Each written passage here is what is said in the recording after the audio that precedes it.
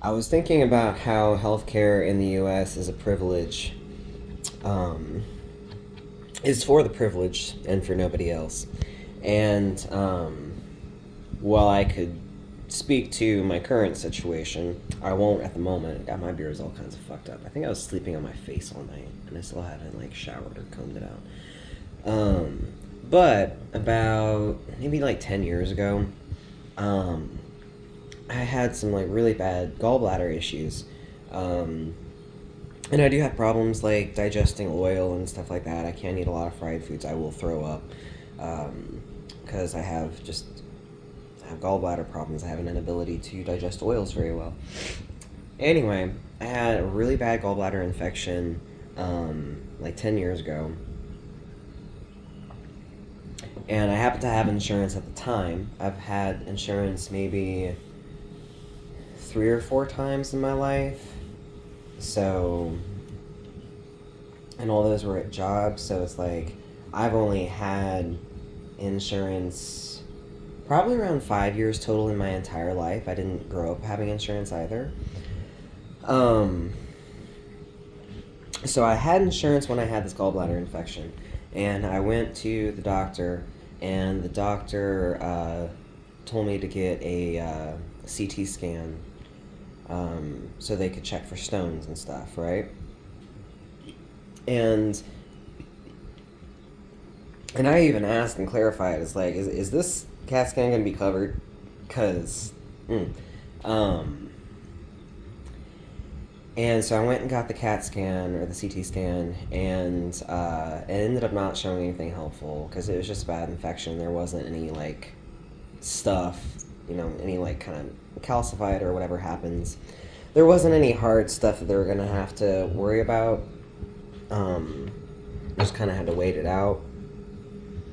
But the CT scan was not covered by my insurance, and I don't remember how much it was. I think it was a little less than 1,000, but it was in that like $500 to $1,000 range, and this was like 10 years ago. And I know that I was making payments for several months to pay off the CT scan that did not show the doctors anything helpful. And I think that's a great example of why medical care is like fucking elitist in this country, unfortunately. Because, I was in that situation. I did not get anything resolved. I took one of the diagnostic tests that they recommended after being told that like it would be covered, and it was not covered, and I had to make payments for like a year on it, like close to a year. Um, I also had to quit the job that I was at currently and just be unemployed for a little while, even though I couldn't afford that either. But like I couldn't walk straight. I couldn't like stand up straight because I was in too much pain. And this was about 10 years ago when they were starting to uh, realize that there was like a huge, a Vicodin and I don't remember the other one. Um, but there were a bunch of pillheads. It had become a problem, um, caused by the doctors, and well, caused by the pharmaceutical companies that bought the doctors. But it was during the time that they were really tight about prescribing anything. So I'd reach out to my doctor and be like, "Hey, I'm having to quit my job because that job actually had medical leave. I think that's the only job that I've worked that had medical leave." And I took it, and then I ran out of it, and I still wasn't well. I couldn't work.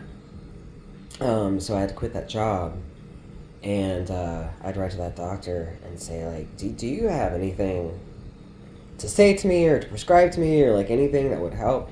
And she was like, take ibuprofen. So, yeah, medical care is for the elite. Medical care is very much a privilege. Um, Other than like the base pay for uh, being seen somewhere, like at the dentist or at the clinic or something, that's usually between $100 and $200. And then anything that actually gets done beyond that, that's always been a loan.